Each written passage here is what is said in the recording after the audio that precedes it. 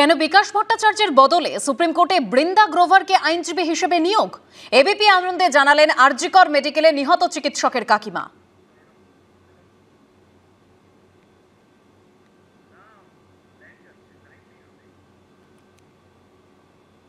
নির্যাতিতার পরিবারের তরফে প্রথমে বিকাশ রঞ্জন ভট্টাচার্য তিনি মামলা লড়ছিলেন, কিন্তু গত শুনানি থেকে আমরা দেখলাম যে সেই জায়গায় বৃন্দা গ্রোভার নামে একজন আইনজীবী আপনারা অ্যাপয়েন্ট করা হচ্ছে বা আপনাদের তরফে বলছেন।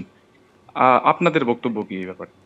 আমরাই পরিবারই বৃন্দা গ্রোভার ম্যামকে অ্যাপয়েন্ট করেছে। এটা টোটালি পারিবারিক সূত্র থেকেই ওনার সঙ্গে পরিচয়, এবং সেখান থেকেই ওনার সঙ্গে আমাদের ফোনে কথা।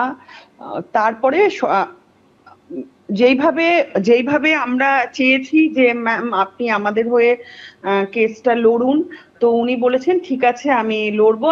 আমরা তারপরে ওকালতনামায় সাইন করেছি, তারপরে গিয়ে উনি সুপ্রিম কোর্টে আমাদের হয়ে কেসটা লড়ছেন।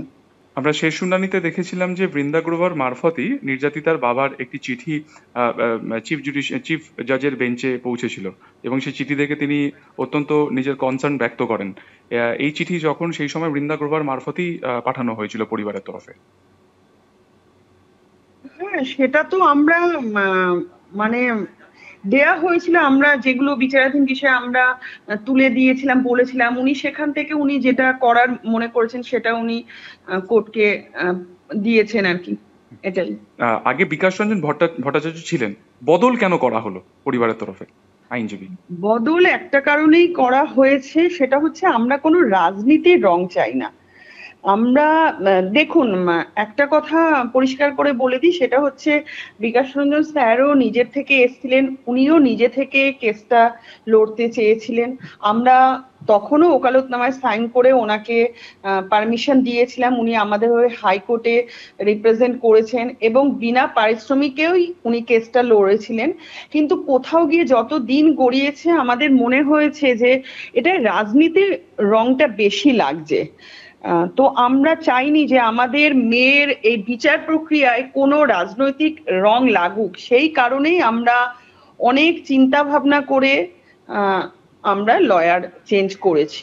বিকাশ রঞ্জন ভট্টাচার্যের আইনজীবী সত্তার বাইরে আপনাদের একটা আশঙ্কা ছিল, যেহেতু তিনি প্রাক্তন মেয়র এবং সিপিএম এর নেতা, সেই জায়গা থেকে।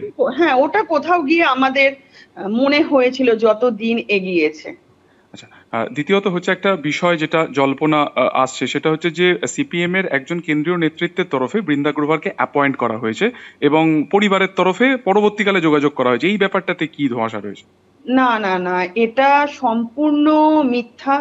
এরকম যারা বলছেন তাদেরকে আর আজকে যে আমি যেই কথাগুলো বলছি সেটা সম্পূর্ণ মা বাবার কনসার্ন নিয়ে, মা বাবা আমাকে বলতে বলেছে বলেই আমি এই কথাগুলো আপনাদের নিউজ মাধ্যমে বলছি। যে বৃন্দা গ্রোভার ম্যামের সঙ্গে যেই যোগাযোগটা সেটা টোটালি পরিবারই করেছে। এখানে কোনো রাজনৈতিক দলের কোনো ইনফ্লুয়েন্স নেই, কোনো রাজনৈতিক দল ওনার সঙ্গে কোনো যোগাযোগ করেননি। এটা পুরোটাই পরিবার করেছে, পরিবার কনসার্ন দিয়েছে, তারপরে গিয়ে উনি কেস লড়েছেন। এবং এখানে আরেকটা কথাও আমরা পুরো পরিবার পরিষ্কার করে বলতে চাই যে উনি কিন্তু বিনা পারিশ্রমিকে আমাদের হয়ে এই কেসটা লড়ছেন, এবং শুধুমাত্র সুপ্রিম কোর্টে নয়, উনি আমাদের অ্যাসিওর করেছেন যে উনি হাইকোর্টে অলসো লোয়ার কোর্টেও উনি আমাদের হয়ে লড়বেন। আগামী 30 তারিখ অর্থাৎ সোমবার দিনকে পরবর্তী শুনানি রয়েছে। 30 তারিখের দিকে আমরা তাকিয়ে থাকবো, সারা দেশবাসীর সাথে আমরা পরিবারও তাকিয়ে থাকবো, দেখবো যে ম্যাম আমাদের হয়ে কি বলেন, সেটার দিকেই আমরা তাকিয়ে রয়েছি। আমরা আশা রাখি যে সিবিআই, সুপ্রিম কোর্ট এবং আমাদের হয়ে যিনি লড়ছেন আমরা সুবিচার পাবই, এই আশাই আমরা রাখি। অর্থাৎ এক কথাতে আপনারা নিজেরাই আইনজীবী অ্যাপয়েন্ট করেছিলেন, এখানে রাজনৈতিক কোনো মদত নেই। একদম তাই, এটা আমরা পুরো পরিষ্কার করে দিতে চাই। বাবা মা পুরো পরিবারের তরফ থেকে এখানে কোনো রাজনীতির কোনো হস্তক্ষেপ নেই।